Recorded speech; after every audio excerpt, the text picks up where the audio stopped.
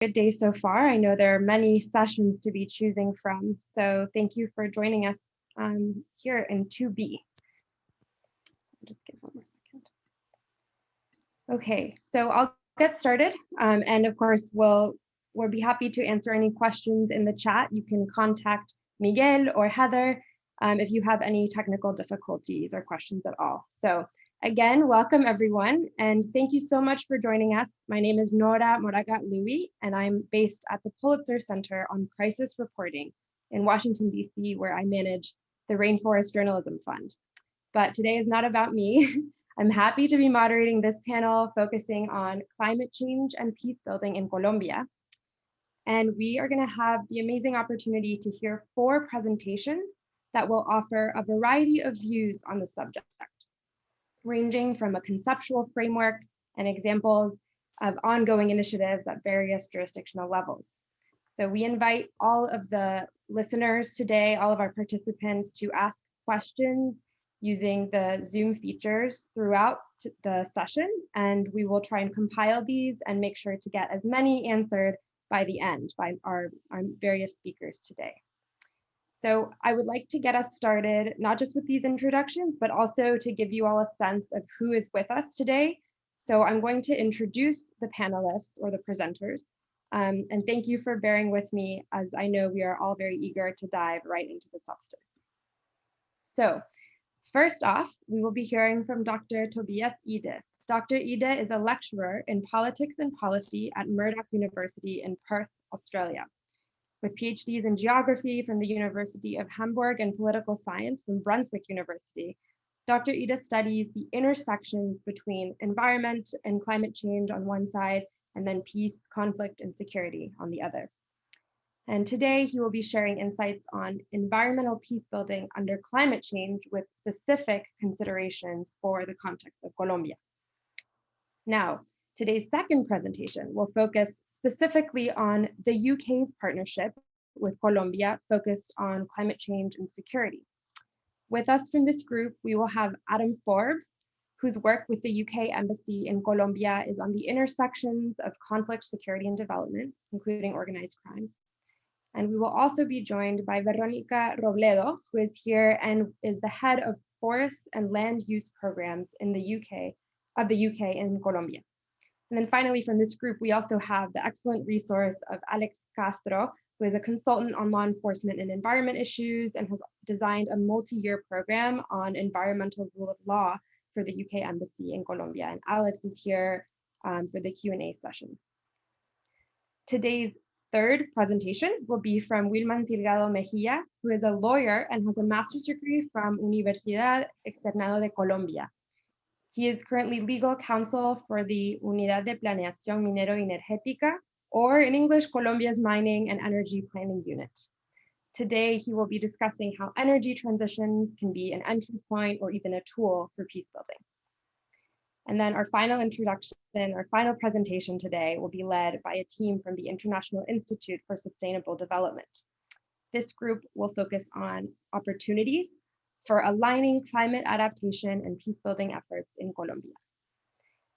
Alec Crawford from this group is Senior Policy Advisor and lead for Environment, Conflict, and Peace Building in IISD's Resilience Team. And Alec has worked on a variety of issues, including mining, governance, adaptation, environment conflict linkages, and he also led the organization's work on national adaptation plans in the Caribbean. The same group, we also have a representative, Daniel Morchain, who is policy advisor on the same team, having led national adaptation planning in Colombia and Peru. And Daniel leads the team's efforts on multi-level governance. So as we can all hear, we really have a powerhouse group of speakers with us today. And with those introductions out of the way, and a final reminder that you are welcome to share any questions and technical difficulties in the chat throughout, I would like to turn this over to Tobias for the first presentation.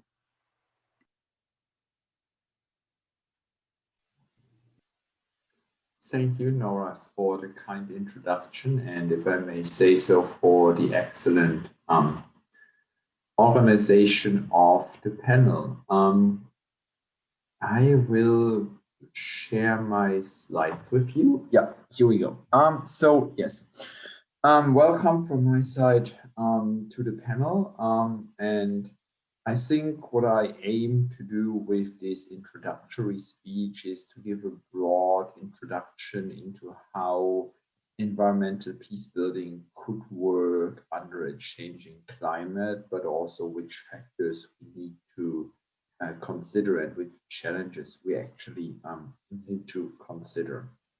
So in my presentation, I will broadly make three arguments. The first argument being that climate change is a severe and real security challenge, and it has the potential to increase conflict risks, especially at the subnational level.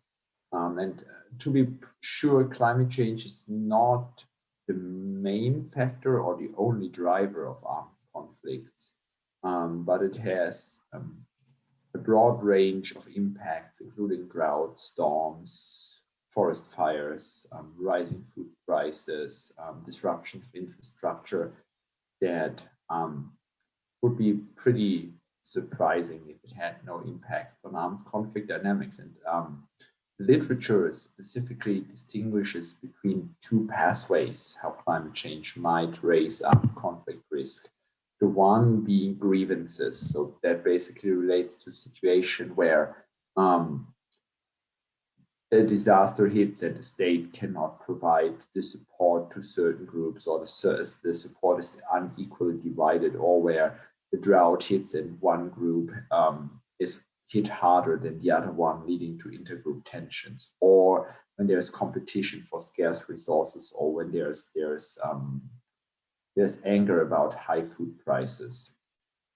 The second one is opportunity structures. This basically refers to opportunity structures for armed groups to engage in violent conflict. And I think the classical example is basically if you have a farmer, if you are a farmer and you have like a really healthy harvest, and you're doing really well on your farm, your incentives to join a rebel group might be really small. But if you have several repeated years of drought or fire or flood, and you're doing really hard, you might have higher incentives, or in the end, perhaps few economic alternatives to joining armed groups. But that's, of course, a simplified picture. There could also be things like state losing access to territories because streets are washed away, or the state needs to support more, to spend more money or resources for things like food aid or disaster responses, leading him less capabilities to respond to armed groups or to mediate conflicts. And that's backed up by, there are quite a few literature reviews and empirical studies backing these causal pathways, one of them being on the slide. So that's my first argument. My second argument is that climate change is actually, or that environmental peace building might be one way to address these security implications of climate change. And when I talked about environmental peace building, I'm referring to all the different ways through which environmental management or environmental governance contributes to conflict prevention, de-escalation, and post-conflict recovery and peace building. And there have been various causal mechanisms introduced of environmental peace building. And I will just focus on three in my presentation here. The first one is basically avoiding resource conflict. So if groups work together to improve the environmental situation or to distribute natural resources, including water, land, food, forest-based resources, in a more equitable way, or into groups in ways that are perceived as fair by the groups, that actually reduces grievances. But a good management of natural resources and the environment actually might also lead to more sustainable livelihoods. Think of post-conflict situations where ex-combatants have sustainable access to water infrastructure, to farming, to seeds, to land, which obviously reduces their incentives and their opportunities to join armed groups again. So that is basically one task of environmental peace building. The second one is building understanding, and this is based on a well-established premise that environmental challenges cross political borders. They affect several groups. They are usually not as political as economic or security issues, which means essentially that environmental challenges might provide incentives for groups to work together across political divides, and by doing so, build understanding and build trust, which then reduces grievances and prospects for conflict escalation. And there are various examples all over the world, from hostile communities in Yemen who have engaged in disputes for years, to the management of land tensions between groups with tense relations in Timor-Leste, to bottom-up environmental cooperation between Israel and Palestine, where we can actually observe such dynamics of building understanding through environmental cooperation. And the third one is basically establishing institutions. So once to manage environmental issues, build informal or over the long term even formal institutions to manage those, which can address grievances by ensuring participation and equality if the institutions are properly designed. But again, if they contribute, for instance, to more coordination between the groups, or to better environmental situation, or to the establishment of conflict resolution channels, they will obviously also reduce the opportunities for armed conflict. So we have on the left-hand side climate change, which increases conflict risks, and we have on the right-hand side environmental peace building, which, if properly designed, might address these conflict risks and security challenges. So these are the first two arguments. My third argument, and I think it's an important one to make, is that environmental peace building is no silver bullet for these issues. There can be, and they have empirically been observed, quite extensive negative side effects. And this slide is actually just referring to four examples. The first one, and I will only dive into them very, very briefly.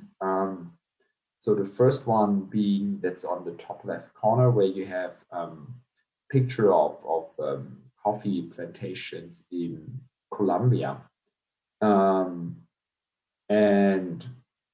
the idea here was that after the peace agreement, there was a lot of coca eradication programs in favor of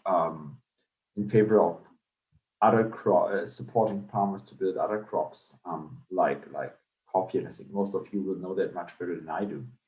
And the thing was that this was initially hoped, like to provide sustainable livelihoods, and so people would not, like join the narco economy again, which fueled the armed conflict. But what quite often happened was these programs were designed in a way to support large companies and rich middlemen rather than the people on the ground, leading to renewed grievances and marginalization. The second example, top right corner, is diamond mining in Sierra Leone, where international peace building organizations worked with the local government to formulate guidelines for conflict sensitive and transparent extraction of diamonds. But what these usually This led to communal conflicts about who actually has the right to extract these diamonds. Those who have the classical user rights endorsed by traditional institutions, or those who have the formal government certificates, because there were two licensing systems leading to renewed conflicts. The third one, bottom left corner, is water cooperation in Yemen, where we have quite a few examples of initially communities with tense relations cooperating in drilling deeper wells and extracting more water to the benefit of both communities, but often with dire ecological consequences in the sense that water tables are falling much more rapidly, making agriculture less sustainable. And the bottom right corner is water management in Timor-Leste, which is not very well managed by the state in terms of providing livelihoods, but which is well managed by some NGOs, leading to the legitimization of state institutions in the view of the local people. So all of these are potential negative side effects which should be taken into account when talking about environmental peace building in a changing climate. If you're interested to learn more about that work, just today, the German Colombian Peace Institute published a working paper on environmental peace building, which I've written and which has also been translated into Spanish, where I detailed most of the arguments I made in my speech today. And with that, I thank you for your attention and look forward to the panel discussion. Thank you very much, Dr. Tobias Ide, for this excellent kind of conceptual framework that we can use as we listen to the rest of our presentations. I can already see that there are some connections, especially around the understanding and trust that maybe Wilman will be tackling in part of his discussion, and I'm sure others as well. So I look forward to hearing the rest of the presentations. And with this, I would like to welcome Adam and Veronica from the UK Embassy in Colombia to commence sharing their screen and presenting. Thank you so much, Nora. So Adam will be sharing the screen and I will be speaking initially, then I'll give the floor to him. Voy a hablar en español, si me permite. I am going to be addressing you in Spanish. So today I wanted to explain the approximation of the UK to address the phenomenon of deforestation in Colombia and how we have adapted our financing towards the future and in the present with new realities and new contexts that we have had since the peace agreement.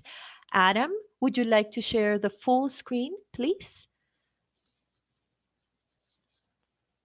I thought I was sharing the screen. In full mode, so that we don't see the slides on the left, just full screen. If you could please have it as full screen.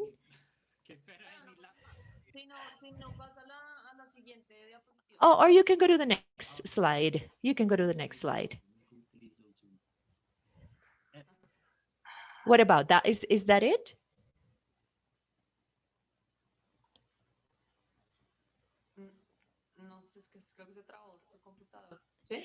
Your computer might have gotten stuck. I'm sharing my screen as is. Yeah, it looks great, Adam, but maybe if you can try slideshow view so that the slide fills the entire screen. Yeah, exactly. It's on slideshow. It's on slideshow in the PowerPoint. So I honestly don't know why. Okay, well, can you try ending the share screen and resharing? It might just be frozen, which is an internet thing. Yeah. Thank you, everyone, for bearing with us. It's going to be worth it.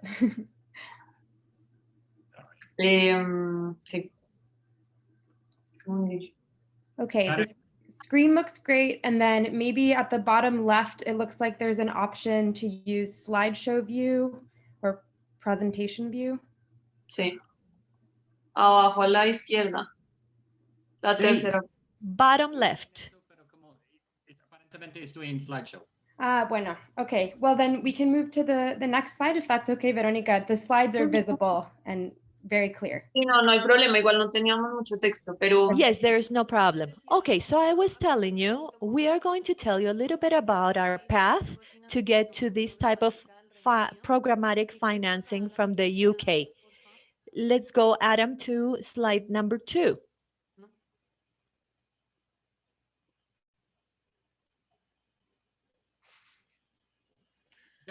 ¿Ya?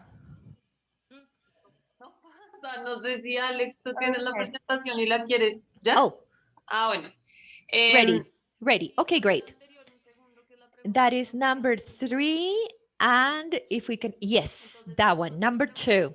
So we asked, why is the UK interested in working on the link between peace building and deforestation? So slide number 3 showed a very clear explanation about these maps. Inside Crane, we can see the maps. And there we can see this inevitable confluence and evident of deforestation fronts and the existence of criminal groups, illicit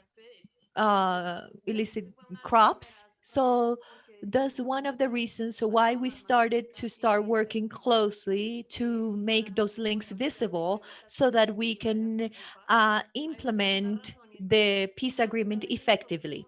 There is the second reason. As the UK, we have strong financing with different programs in all areas in the country in different topics. Unfortunately, deforestation continued with this growing trend. So in London, it was very confusing to understand. If the UK has provided so many resources in Colombia, then deforestation continued growing. So that's when we realized that it was very important to make it clear, make those links between conflict and environment. And that's where we got the possibility of creating a new program to have a more holistic view how we could tackle this problem. Clearly, even though we were contributing from different perspectives, there was this part missing: conflict, understanding uh, this causes. UK has had this commitment to support the Colombian government to stop deforestation, to contribute to the NDC so that we can have climate financing, and especially towards the COP. So Jimena Puyana mentioned that in the first plenary session, we just renewed the intention joined declaration with Norway, Germany, and the UK governments. And because fortalecer su financiación. decision by the UK to strengthen financing, we designed this new program through a multi-year program that is called Sustainable Forest um, Program. So we have the 3 main copies. The cadastre is the first one, environmental criminality, and having sustainable economic alternatives. Next slide, Adam. Great. So what were the conditions that led to a cross-sectorial approach to work from different views? So there were several reasons that took us to think this way. First of all, we had the freedom to experiment. We had solid teams at the embassy. We started working closely to analyze different conditions and to analyze different views from the Peace Fund and the international climate financing. We also had analytical capacities, strong ones. It really helped. There was a lot of space for innovation. And even though it was difficult, and Adam will share details about lessons learned, it was very gratifying because we had a lot of space to think about outside the box and to be able to design something more solid, comprehensive, so that would tackle those fronts, deforestation fronts from conflict and environment viewpoints. The most important thing is availability of different funding tools because there is this adaptive methodology. The Peace Fund at the embassy I'm talking about, they can help with urgent needs in deforestation. That's key. In the climate viewpoint, we have financing that are in the long term and they are bureaucratic. Design and implementation of resources takes longer. So when joining these two possibilities, tools possibilities, was so useful for us because we could contribute with solid financing. TEFOS announced 64 million pounds to help the Colombian government CCF with all the expertise and peace building and all those programmatic adaptive measures, flexible measures. We also had a political topic that helped us with this programming, so coordination between different donors with the joint declaration. We realized this political moment that was so interesting, so that we could work jointly with other donors to avoid duplicating efforts. There was this political willingness. So we started, then we had the National Council Against Deforestation. We started having conversations at the presidency level. We evidenced that this was being integrated within the political agenda at the highest levels in the country and in different sectors. It was not just one thing about the environment. So that was so important for us. We were able to have that political platform to be able to conduct this programming. Lastly, we saw a lot of potential in the peace accord, different tools that the PDETs could have to implement this agreement. And this very ambitious framework, as you know, Colombia renewed their NDC 51%. That was also a regulatory framework, a political framework, so that we can advance this programming. So I'm going to pass on the floor to Adam so that he can move on with the next part of with the following slides. So I'll speak in English, taking the opportunity to do so. So the projects we actually worked on basically fall into 5 categories. The first one is about technical assistance to help the Colombian state green the peace accords. So this has included giving rural development agencies the expertise to design crop substitution and stabilization programs that are eligible for payment for environmental services or climate change funding.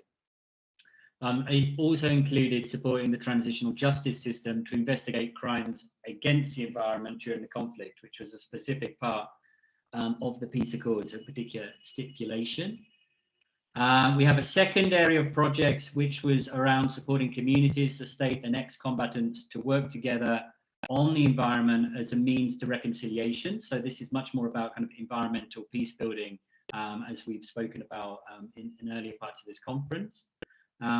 We had a third area of projects around conducting analysis of the security and political economic dynamics of deforestation in these areas, both to support our programming and the programming of the Colombian government, if they found that advice useful. This is going to expand into a conflict sensitivity review of the forest portfolio of the environment team in Colombia that we're using the Peace Building Fund to pay for. There's a fourth area, which is perhaps the largest area of work to date, which has been around building the capacity of the Colombian security and justice institutions to investigate and prosecute environmental crimes relating to deforestation. And that's a project that has been running for 1 year. Alex has been working on that and is on the line if anyone would like to ask him questions about that area of work. That one is, again, something we're doing in partnership with Norway, similar to the work with ex-combatants. And lastly, we've got the multi-year forest program that Veronica described earlier, which is called TEFOS, which specifically delivers parts of the peace agreement, as well as addresses parts, kind of environmental forest protection objectives. The particular part of the peace agreement it's looking at are the rollout of the PDETs and supporting the land registry in Colombia. So these projects are funded by a combination of the International Climate Fund and what is called the CSSF. So that's our Conflict and Stability Fund in the region. And we've chosen projects according to the nature of them vis-a-vis the nature of the fund. So whether they're high risk, more in the security space, more in the environment space. Just looking at the time, so I'll be quick. Lessons learned, there are a number of them.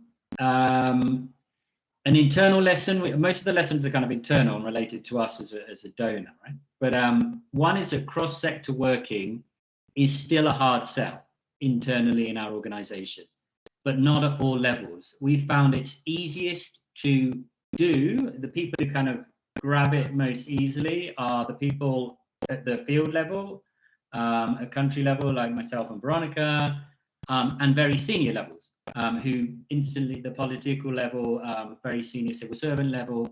There's a kind of mid-level where people see different funds and don't understand why a peace fund would be working on the environment and vice versa. So we need to identify champions, and we need to show what can be done on the ground, and that's what seems to influence people most. We've noticed that the international climate financing architecture lacks the kind of flexible tool that the CSSF is, and the tools that we have in the world of humanitarian work and peace building. There aren't the same level or number of these tools, and that's why we're having to use my fund in Colombia for work that could potentially have been done by the International Climate Fund, but they currently don't have many of those mechanisms. I think another lesson we learn is that when you flip the conversation on climate and security around, you get some interesting ideas. It's traditionally about the impact of climate change upon conflict dynamics, whether it's going to create water conflicts, whether there's going to be mass migration, etc., etc. In Colombia, we flipped it around and tried to ask, well, how is security and work on peace building able to impact work on climate change? And that's how we ended up in the kind of suite of interventions I've just described. We also learned that climate programs need to be quite attentive to conflict sensitivity issues. I mean, that comes naturally to people from the peace building space, but it's not necessarily something which is so in the DNA of people who work on the environment, but we found that they're very, very open to it because it's about solving problems related to access and related to unintended consequences. We know that conservation interacts with conflict dynamics, and that is definitely the case in Colombia, and not all good things go together. And lastly, I'd say we've really seen the opportunity for mutual learning. So we're describing what the UK has done in Colombia, but we're not doing this with nothing. The Colombian state is also going on a journey of looking at environmental peace building, of looking at how security and climate come together. And some of the innovations that we've applied have come from taking the lead from the Colombian state. And we like to think that together we're kind of learning how to do this, making mistakes and learning from them together with the Colombian state and civil society, which has been great. So I think I'll stop there and hand back to Nora. Thank you so much, Veronica and Adam, for a great presentation on the work that you all are doing. And again, I think it naturally feeds into our next presentation, especially kind of getting at the lesson that Adam presented about flipping the conversation on its head and looking maybe more at opportunities related to climate change and other activities. So I would like to welcome Wilman Silgado Mejia, and I believe Wilman will be presenting in Spanish. Thank you so much again. Wilman? Muy buenos días. Good morning. Thank you so much, Nora, for the introduction. Yes, my presentation will be in Spanish. Okay. I would like to thank the organizers. I really thank you for this opportunity.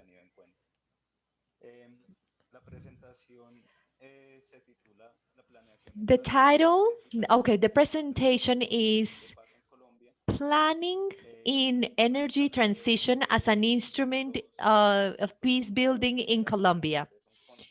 First of all, I would like to give you general context, how energy works in Colombia and how transition is promoted. And second of all, this proposal of energy transition linked to vulnerable sectors in the country for peace building. Lastly, I would like to give a couple of reflections for conclusions, as conclusions. Energy in Colombia. This is a public service, utility at the Constitution. It is a social function to provide the service by the state. The state leads planning, energy planning in Colombia, but service provision could be done by the state or by providing companies, which can be private, and that's the case most of them. In Colombia, the main source of energy production is from hydropower plants. But we have contingency phenomena like El Nino phenomenon. Then we use thermal energies, coal or gas, to fulfill those needs because of rain season. But basically, it is basically energy from hydroelectric plants. And in the past years, we have had non-conventional energy sources, renewable sources. Let me ask you something, Wilman. Do you have a presentation? No, it is just, yeah, I don't have a presentation. I just wanted to confirm. Yeah, I don't have a presentation. Thank you for confirming. Okay, great. In Colombia, the expansion plan in terms of energy, this is the planning instrument in the mid and long term.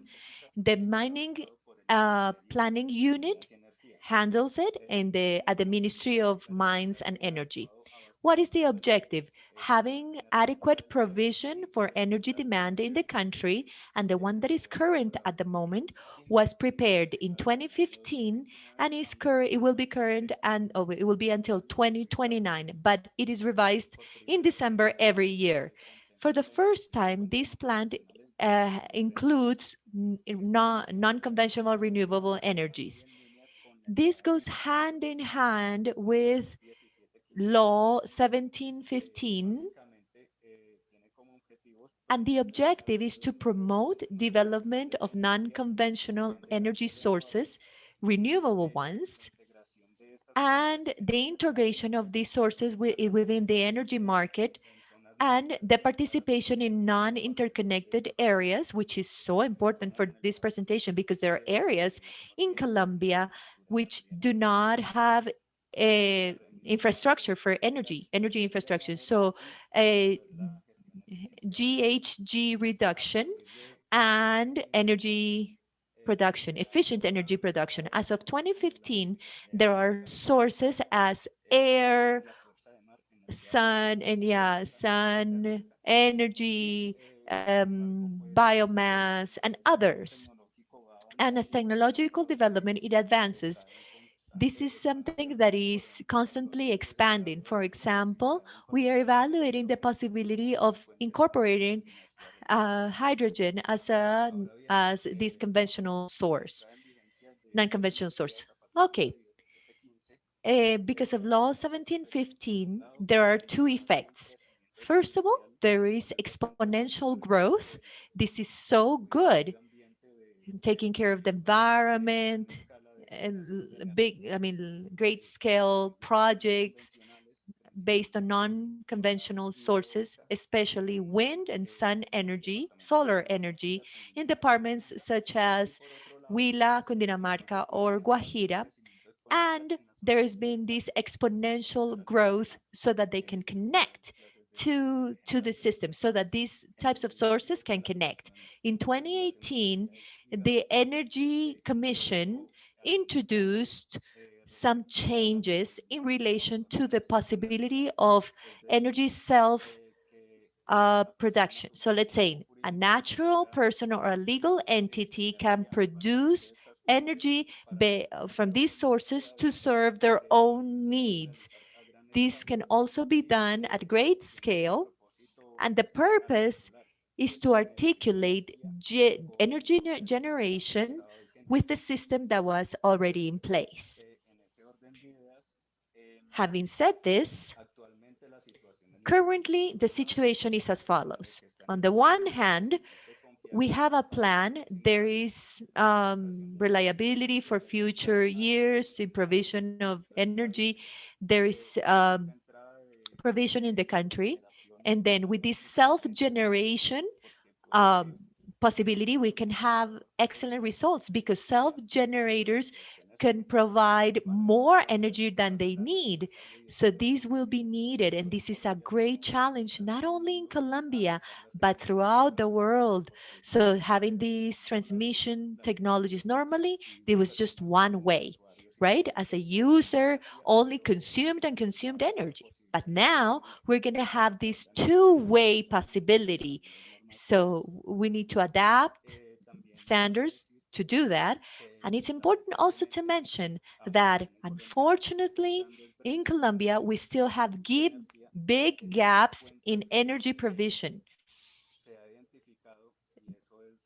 Something that has been identified, there is this decree 099 that was issued recently in January 17, on January 17, 2021.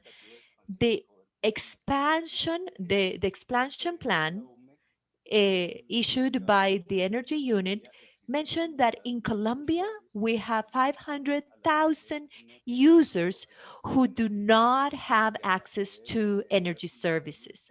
Besides those 500,000, 68%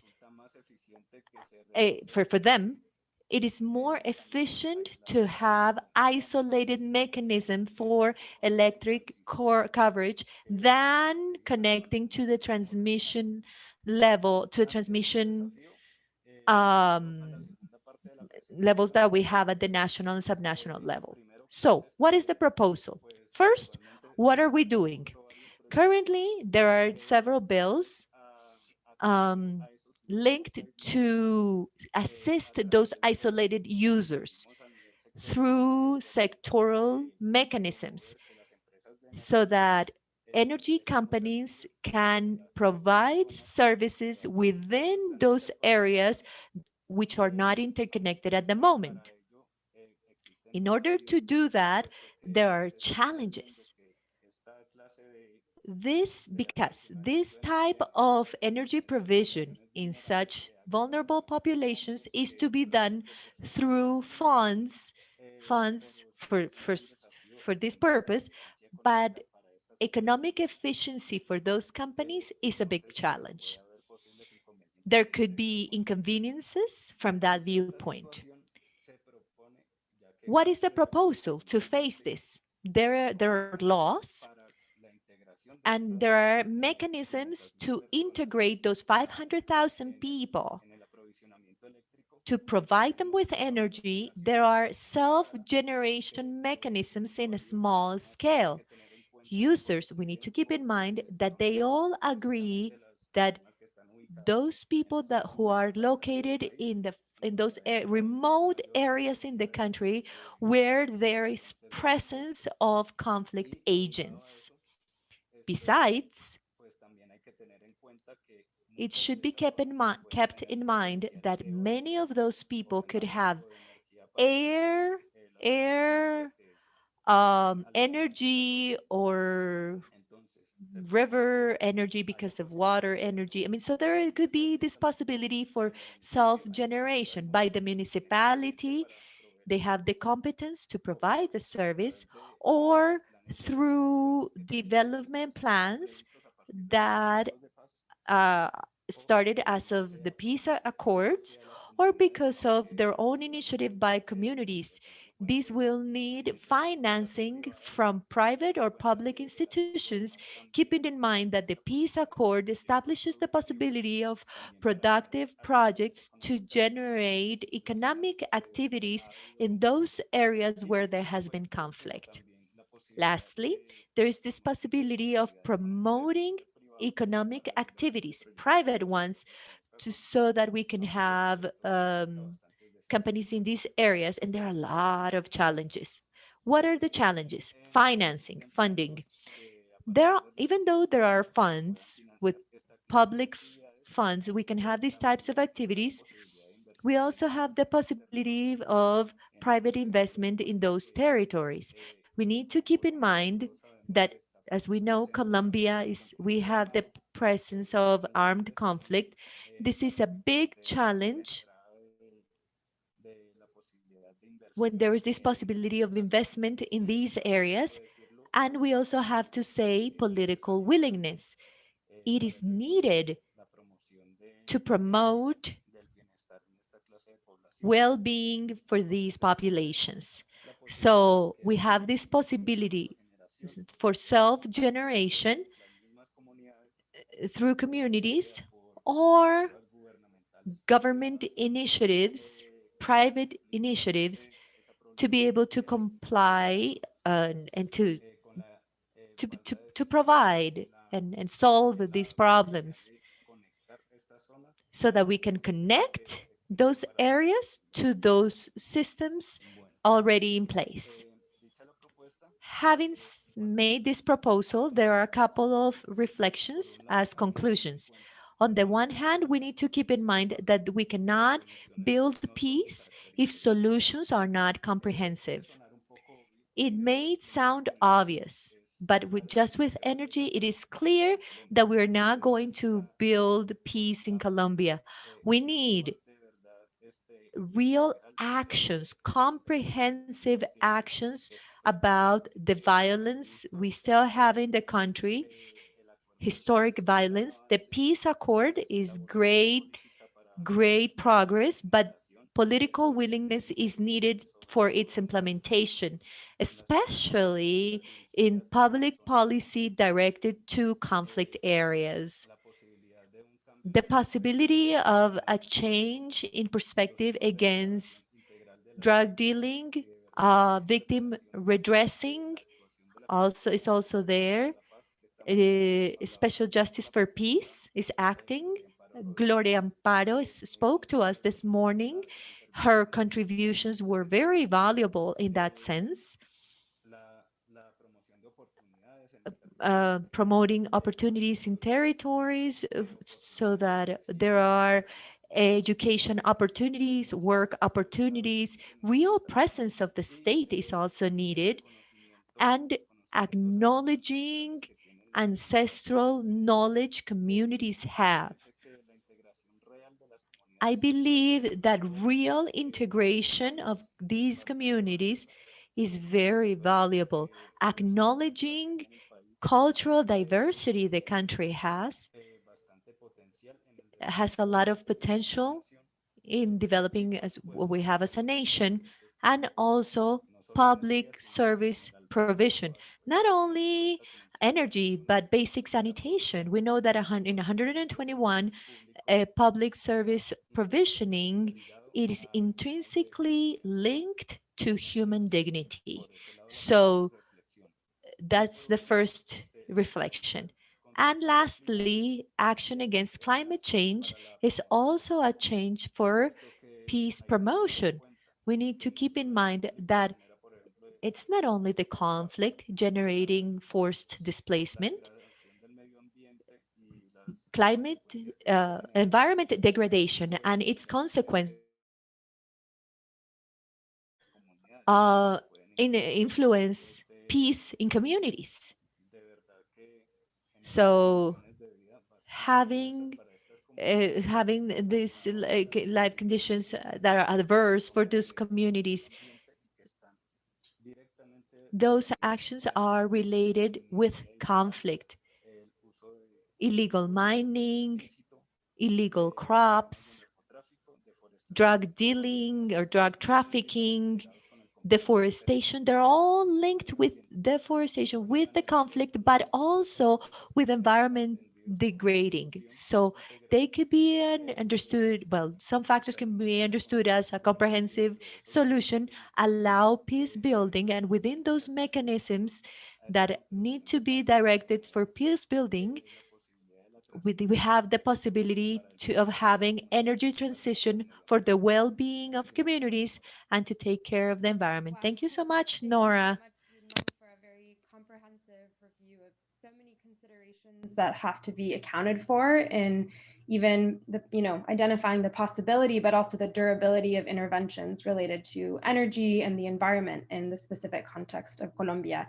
Thank you for the reminder about the importance of education, livelihoods, and of course, respect for cultural and traditional heritage that a lot of communities who may be in areas that have lack of access to energy also, have to consider. So thank you so much. And now I would like to pass the baton to Alec and Danielle for our final presentation of today. And I again want to welcome everyone to please submit questions if you have any through the chat. I see we just got a great one from one of our participants. And thank you. Go ahead, the next group. Just to confirm, Nora, can you see my screen?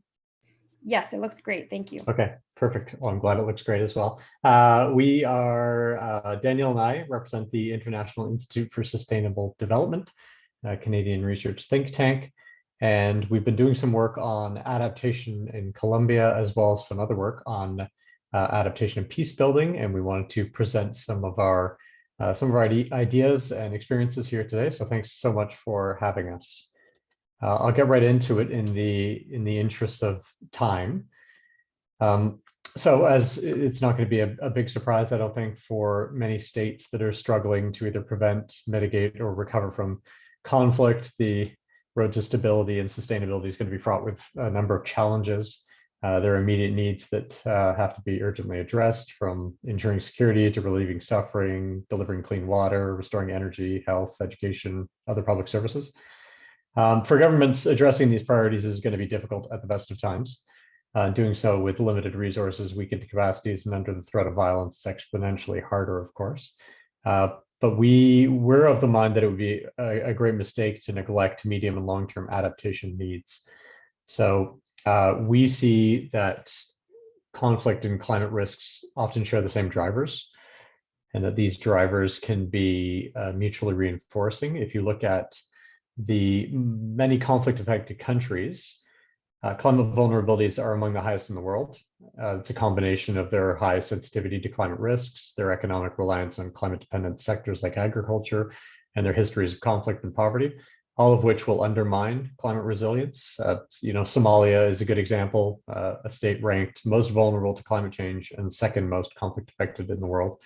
So we see these as often having similar drivers, conflict and climate vulnerability and risk, and that adapting to the impacts of climate change can help address these challenges, or some of these challenges at least, addressing the converging crises of conflict and climate change.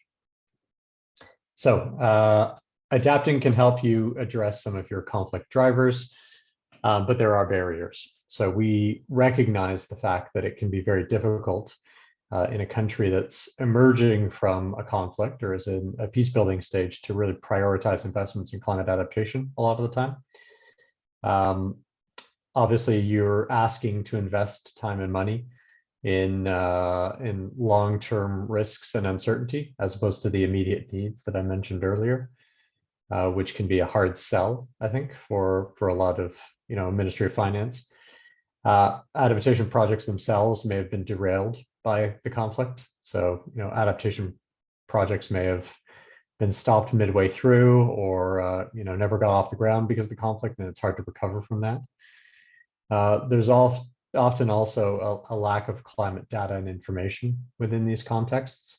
So you'll see that the instability or the conflict itself has led to the destruction of the kinds of infrastructure you need to develop a good scientific base of climate data. You may not have been able to invest in the training and the staffing required to really understand what's happening on the climate front and move forward. So a lot of challenges there. And then, of course, while you're in a conflict, a lot of the financing dries up, both domestic and international. So it's not necessarily being prioritized within your national budgeting process or with international donors. The end result, again, is that those most vulnerable to climate change, namely those living both in context of conflict and exposed to climate risks, are frequently among the least able to adapt to climate impacts. So that's kind of a broad introduction to some of those links. And what we specifically wanted to talk to you all about today is the National Adaptation Plan process and how that can be aligned with the peace building process. So for those that are unaware, the NAP process, or National Adaptation Plan process, is a strategic process that enables countries to identify and address their medium and long-term priorities for adapting to climate change. It's really an effort to integrate your, again, medium and long-term priorities for adapting into your development plan, and we think into your peace building plan. So how do you bring those two things together? The NAP process itself, there's an image here on the slide, which outlines both the process, which in the outer ring, you can see involves planning, implementation, and then monitoring and evaluation, going back into planning. So the NAP itself, for clarification, isn't simply a document. Document's part of it, but it's very much a process that is done over time, and it's an iterative process at that. There are enabling factors that can get your NAP process off the ground, whether they're financing, institutional arrangements, information sharing, and capacity building. And many of those same enabling factors will help both with national adaptation planning and also peace building. So we think that there's great opportunity for countries to try to integrate these two agendas. Why do we see that? Well, the timelines intersect, for one. Peace building, as we're all aware, isn't something that happens overnight. It's again, a medium to long-term process. This isn't going to happen in 1 or 2 years. It's going to happen over, a decade or more. And adaptation is the same. The national adaptation planning process in particular is the same. It also takes a holistic approach to addressing vulnerability, which is, again, going back to what I said off the top, an effort to address some of the shared drivers of vulnerability to both conflict and climate. If you're looking through the NAP process at tackling your core vulnerabilities to climate risk, oftentimes there will be a good overlap with some of your conflict risks as well. It's not going to be a perfect overlap, but we think that there's certainly some shared drivers in there. Thirdly, and this harkens back to the opening presentation from Tobias, the NAP process provides a platform for dialogue among diverse stakeholders. It's meant to be very participative. It's meant to be a country-owned process driven by the people. So there's certainly an opportunity to establish a platform for dialogue around climate risk that maybe is slightly less political than some other processes within the country, and that could bring people together over shared concerns on how they're going to deal with this existential threat of climate risk, where they might not come together to talk about other things. So there's certainly opportunities for collaboration and cooperation there. And then finally, the NAP process itself has considerable political and financial momentum. So I think that there's growing recognition from the international community that adaptation is underfinanced, that the financing needs to be ramped up quite a bit, and countries particularly countries that are coming out of conflict that may be under-resourced in a number of different areas because they have other priorities, they may be able to bring in some additional funding to, again, not only build up their resilience to climate risk, but also to address some of those shared drivers of both climate vulnerability and conflict vulnerability. We've started to look at some of the NAPs to date that have been submitted to the UNFCCC, and we can already see that some of this language is I don't want to say seeping into these adaptation processes, but planning processes, but it's certainly being adopted by a few of the countries thus far. You'll see on this Venn diagram that on the left-hand side, those countries within their NAP processes have identified adaptation as a means of preventing conflict. So quite a few from sub-Saharan Africa, but you can see Colombia there. In particular, Colombia talks about water-based conflicts in some detail, not in great detail yet, but there's potential to expand that, I think, as again, this is a process rather than simply a document. On the right-hand side, you can see that conflict is also noted as a source of climate vulnerability in a few of the countries, whereby there's recognition from the government that armed conflict or simmering conflict could very much just increase the vulnerability of the population to climate risks. And we all know that that's potentially a vicious cycle that spirals in the wrong direction. So that's a kind of global picture of how we think maps and peace building can come together. But I'd like to now pass the floor over to my colleague and friend Daniel, who will go into a bit more detail in the Colombian context in particular. Daniel, over to you. Muchas gracias, Alec. Y voy a pasar entonces también a Thank you, Alec. I'm going to be presenting in Spanish. To complement a little bit what Alec has mentioned, speaking about the national plan, the National Adaptation Plan. Well, Colombia developed it almost 10 years ago, and there have been a couple of interactions. So there have been new strategic lines. It has been updated. And this picture that you see here, that was 2016, when there were priority action lines for adaptation.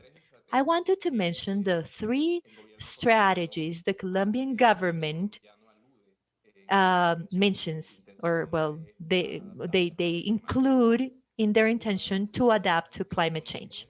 One is knowledge management and impacts, acknowledging that part of this is to strengthen institutional capacities.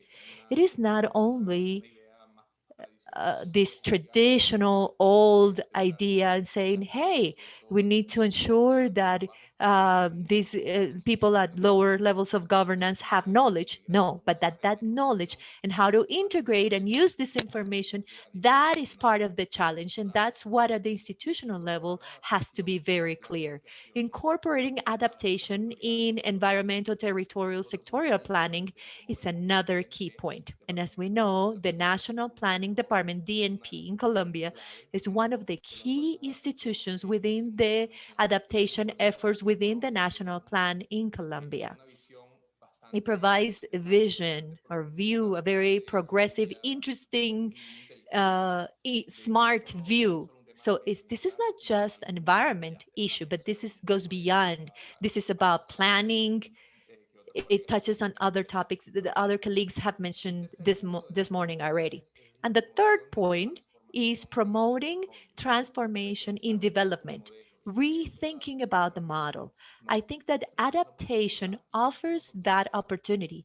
And more than an opportunity, it is like a duty, like an obligation to rethink about those things that have not been solved in the past and how they can be solved now. 2 little things briefly when we understand transformation, because transformation does not say much. It could be everything or it could be nothing. But 2 points the plan mentions is understanding the impacts of decreasing biodiversity and all that is related to adaptation. For many, this could be obvious, but it's not always like that. Those links are not always made. Another point is in adaptation, talking about green growth, links with health, resilient cities. Those are more sophisticated ideas. Those ideas that are sometimes seen in other countries, that is having adaptation as disaster reduction, right? So what I would also like to say in this sense is that this proposal creates this environment, or it points towards the correct environment for integration and collaboration. The colleagues from the UK embassy spoke about that. Adaptation. Adaptation does offer this vehicle to address problems that are not addressable if there are other entry points, let's say difficult entry points. So that on the one hand. Alec, can we go to the next slide, please? Let's see if you understood my Spanish, Alec. Next one, please. Yes, thank you. By the way, about the National Adaptation Plan that is being implemented in Colombia, tell you about the conflict coverage, just like Alex said, is not extensive, it is acknowledged. Adaptation is a means to avoid conflict or its escalation, and NAP and NAP. Yeah, in English or in Spanish. Conflict and violence limit the implementation potential for adaptation measures. And we need to act facing this, because we could have a beautiful plan, but if it cannot be implemented because of X reason, that could turn into a big problem. Now, cross-cutting issues. As we mentioned, they operate within the Colombian context, as in many other countries in the world, in this great complexity, and climate change is included there. So we have armed conflict, climate conflict, social issues, but there are these cross-cutting issues that need to be integrated in policy creation, especially in policies. We need to say, well, a policy that only addresses climate, environment without taking into account those points that we include in this slide falls short. It does not make those links, those necessary links. That's why I put this picture with the umbrellas. We need those umbrellas. That's why the picture is included here. This challenge is more complex. It is more integrated. It is like a whole nut that includes all those things. Which are they? Gender integration. It needs to be included into climate change adaptation policies, or transboundary risks and issues. There's some that are obvious, some other less obvious. I mean, a river that crosses a border, I mean, that's obvious. But in the Colombian case, for example, exploring and understanding in detail those impacts because of Venezuelan migrants in the past years, that's something very important. Also to understand what implications do we have for social climate development. So those links need to be made. Third bullet talks about adaptation planning and implementation in active conflicts, like Alec mentioned. And fourth, ensuring the full participation of marginalized populations. I believe that it is important to refer to what Willman mentioned. I loved the fact that Willman, in his presentation, went from energy. That's something that sometimes is touched on, I don't know, as numbers, just something more very technical, right? What are the requirements that we need to do to take electricity from here to there? Those types of questions, right? But I thought that it was very key that Willman talked about knowledge, cultural diversity, and gender equality comes as an important point to be able to have adaptation efforts, fair ones, effective ones, so that we can get to that point that if we do not comply with these complexities to understand the problem, integrating knowledge, gender, cultural diversity into the solution, the effort is not only going to fall short, but it will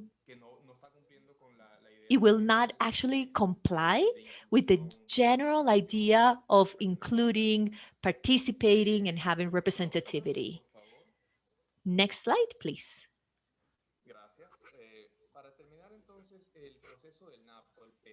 To end, how can NAP add to peace building? I'm going to be very brief because Alex spoke about these topics. But talking about participatory process, in Peru, we work a lot on the government, with the government on the indigenous platform creation. This is a way of providing a space, but also a mandate to those groups that could be considered as marginalized groups, marginalized from political spaces. Give them that mandate. So the platform is created and it is ratified. It's not just the intention and we are going to involve the stakeholders. No, there is this legal vehicle, there's this mandate. This, okay, we can also do it by offering potential for transformation. We can address the problem, and Colombian NAP talks about transformation. And the fact that it talks about that is because I see that there are people that believe in transformation and they believe this is an important vehicle. And there's this justification, right? And say, we're going to advance in this direction. The third point to understand, right? as a vehicle to assess differentiated impacts, gender issues, ethnic issues. So I believe it is important. There are 1,000 tools within adaptation to climate change to understand these risks from the social viewpoint. So I think this is a very important tool to be able to work within the conflict as well. Lastly, it could represent as, or it could be work as an opportunity to M&E progress towards justice goals, creating indicators that reflect these other topics, like we said at the beginning, and like the colleagues from the UK mentioned.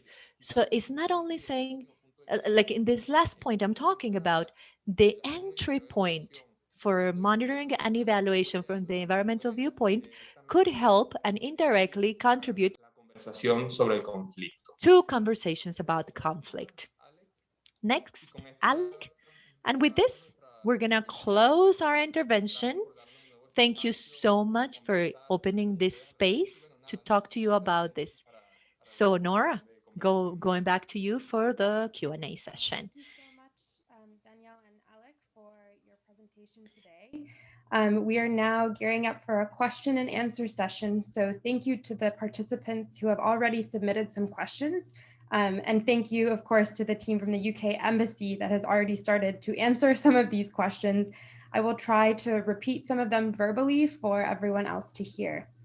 But I just wanted to wrap up today and say, I was thinking a little bit about a slide that Alex shared that was pointing out some justifications for aligning peace building action and the adaptation plans in Colombia. And I think basically that slide sums up a pretty important takeaway from today's presentations, which is that there are many opportunities for aligning priorities and constructing momentum for peace building, climate action, and environmental protection.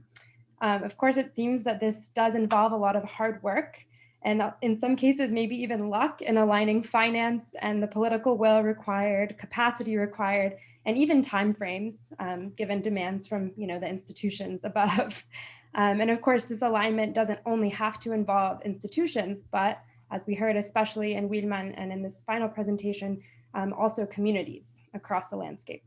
So I think this brings me to another point, another theme that I heard today, which is that inclusion and justice, of course, appear to be important drivers for all of these efforts and initiatives, as it's part of the peace agreement that we all are aware of, but they're also important considerations for assessing the initiatives as they are implemented and understanding their effectiveness and fit for particular contexts. So I want to say thank you one more time to all of our amazing presenters today for offering case studies that I think are very hopeful and very insightful, and for sharing some opportunities specifically for this context of Colombia.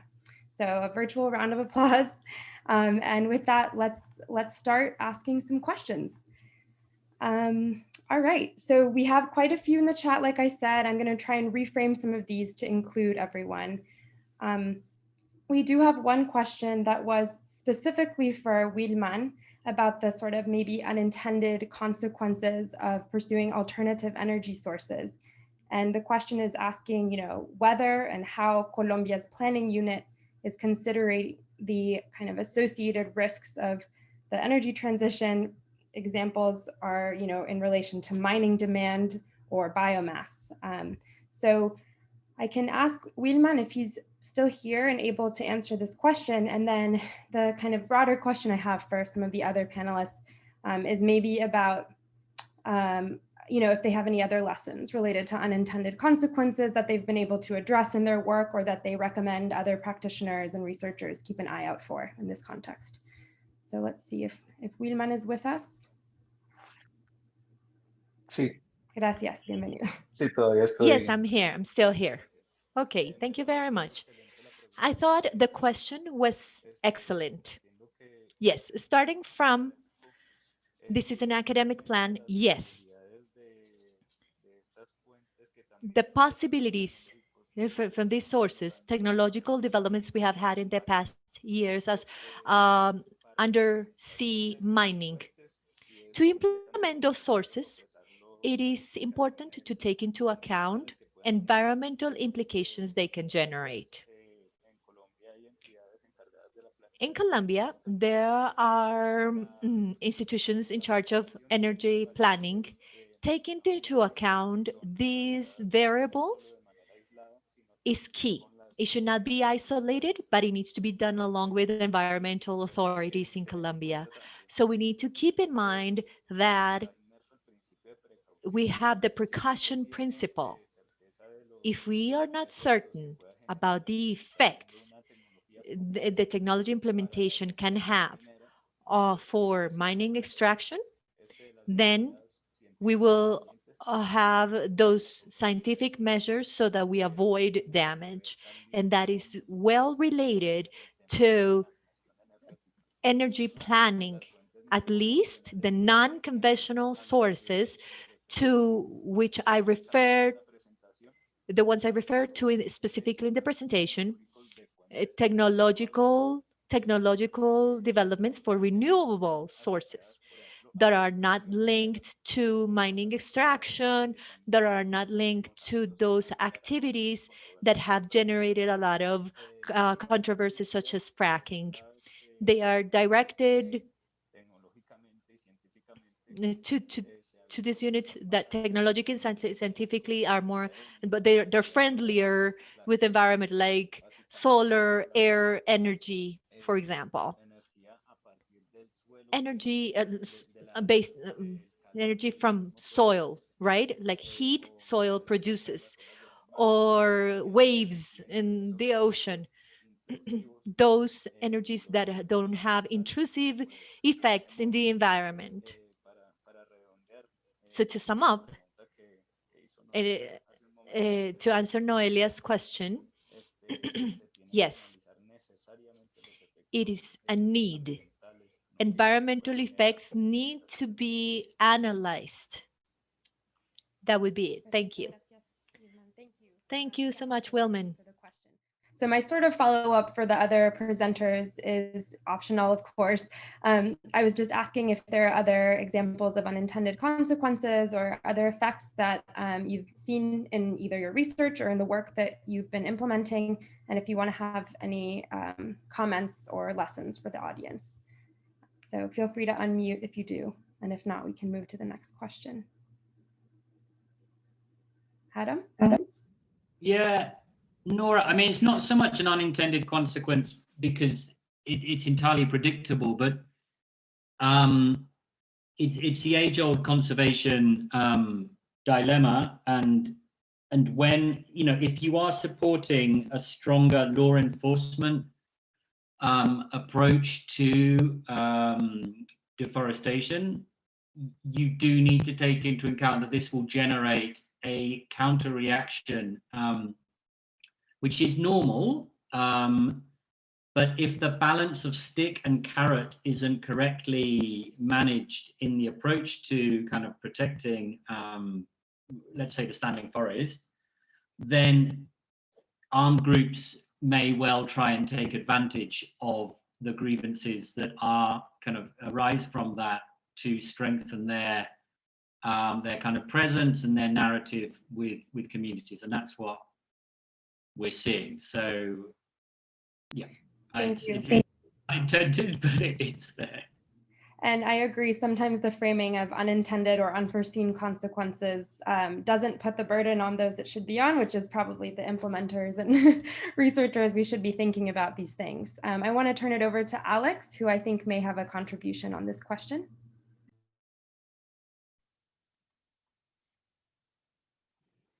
Gracias, sí, por haber trabajado con la Embajada Británica en este After having worked with the UK Embassy with the law and environment, we have been working with this for a year.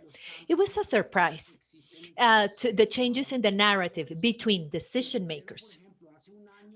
What I mean is that 1 or 2 years ago, the narrative environmental problems was framed on was basically drug trafficking. So there was this public messages that pointed that illegal crops, for example, were the main deforestation engine in Colombia. Of course, illegal crops and in general drug trafficking has an influence, but we have this other observation that has emerged from institutions, from gathering land. that was not the intention of the work we started doing, but it was a little bit of the interaction with expert and institutions. We started reading the problem in a different way. And I do believe that this is an unintended consequence of this work that ends up being beneficial for everyone. That's one non-expected or unexpected consequence. Another one would be criminal actors when there is this public attention on deforestation areas.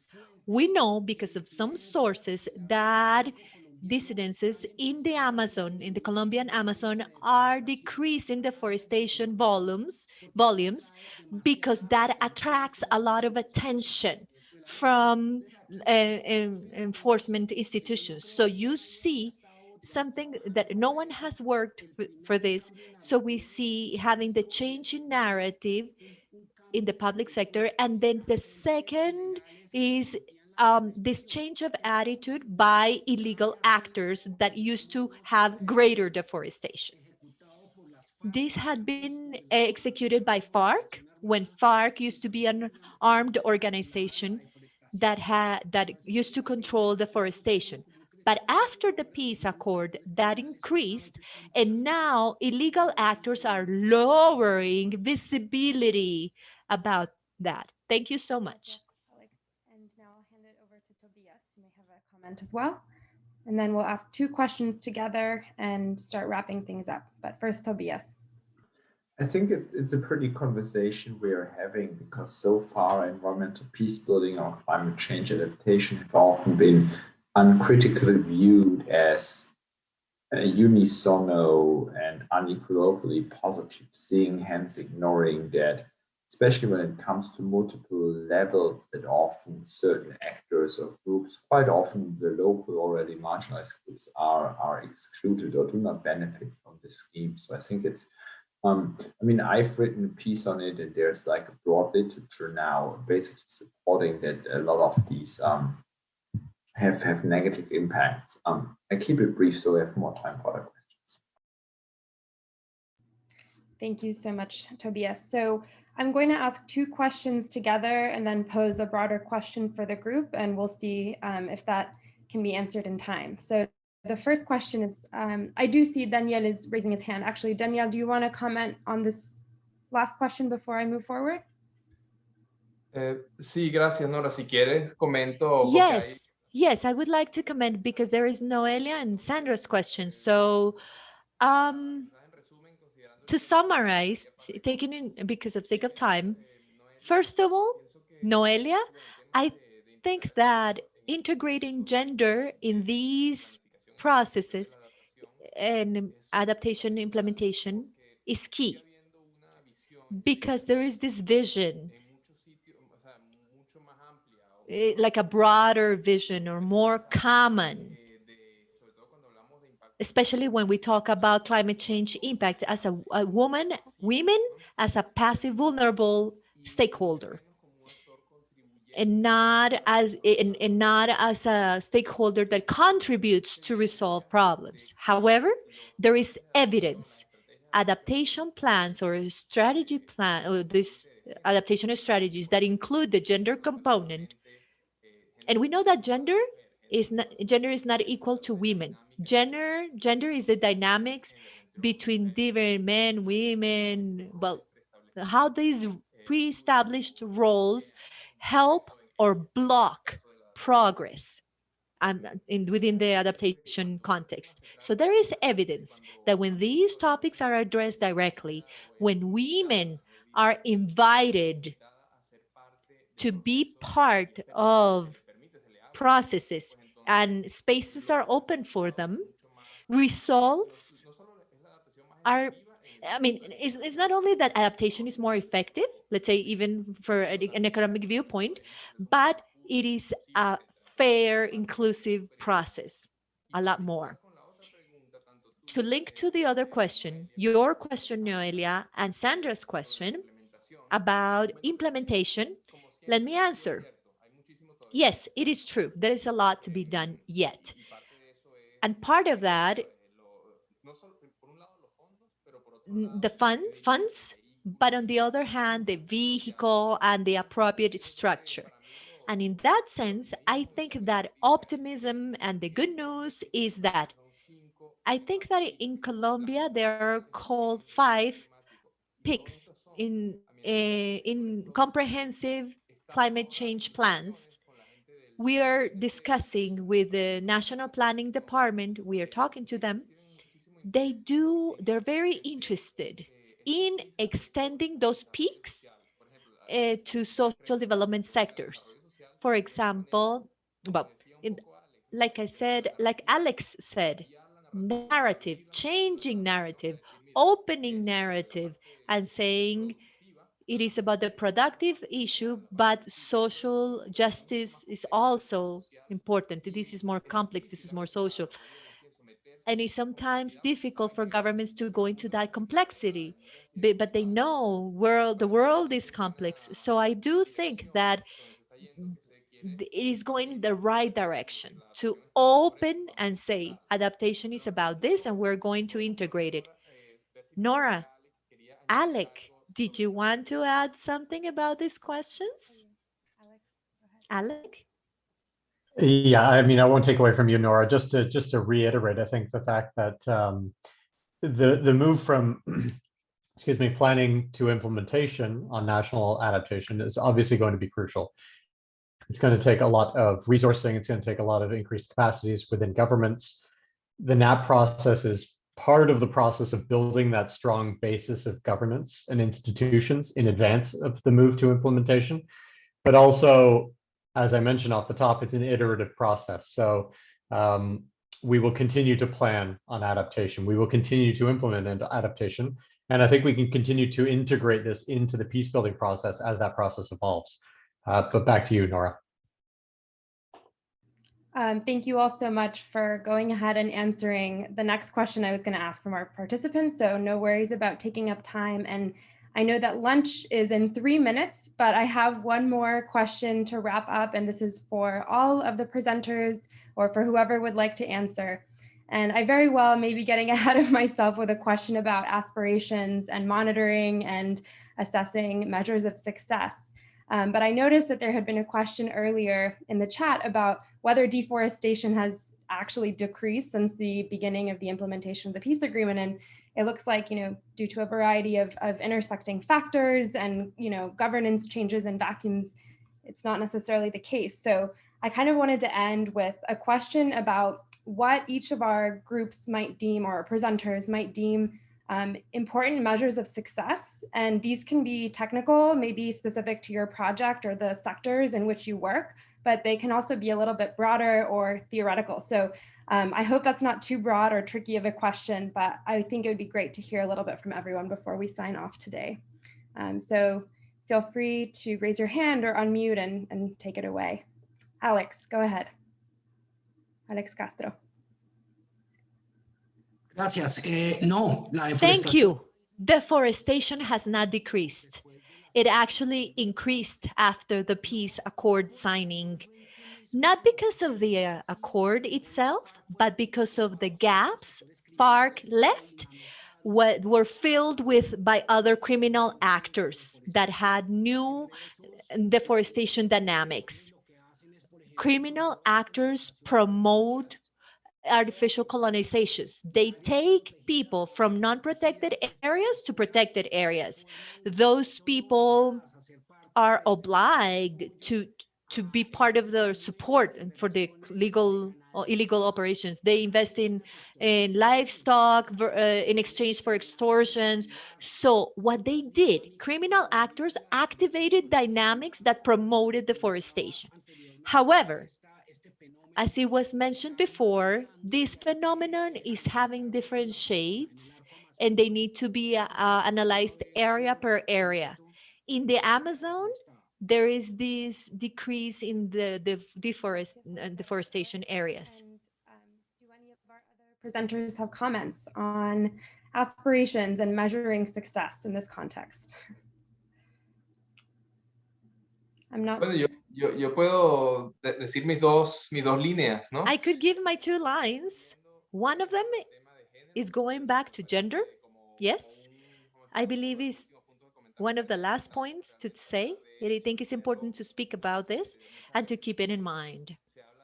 Many times we speak about this as something cross-cutting, but many times saying that it's cross-cutting means that in strategies for peace building or climate change adaptation, it's not important.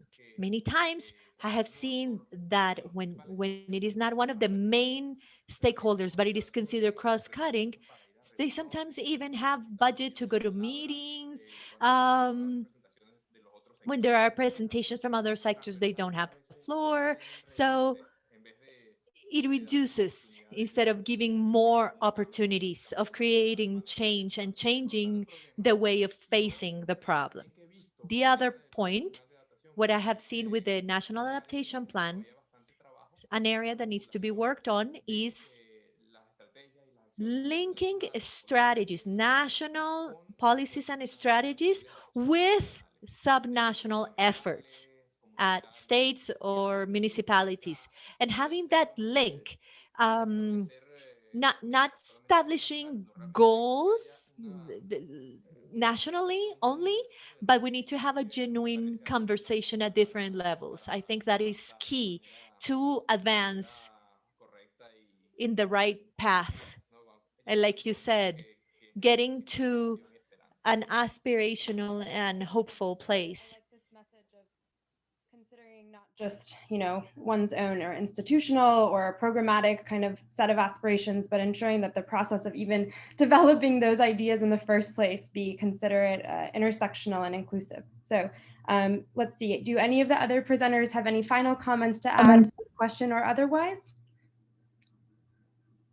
Looks like we are all ready for lunch. So I want to say thank you so much to our presenters again, but also to the participants, and of course to Heather and Xiaohuan and Miguel and Carl, everyone on the organizing team of this entire conference. I hope you all have a wonderful rest of the day, and I hope to also see you at the plenary and the networking session later today. Definitely stay in touch. Thank you all. Bye. Thanks, Nora. Thanks, Nora. Thank you.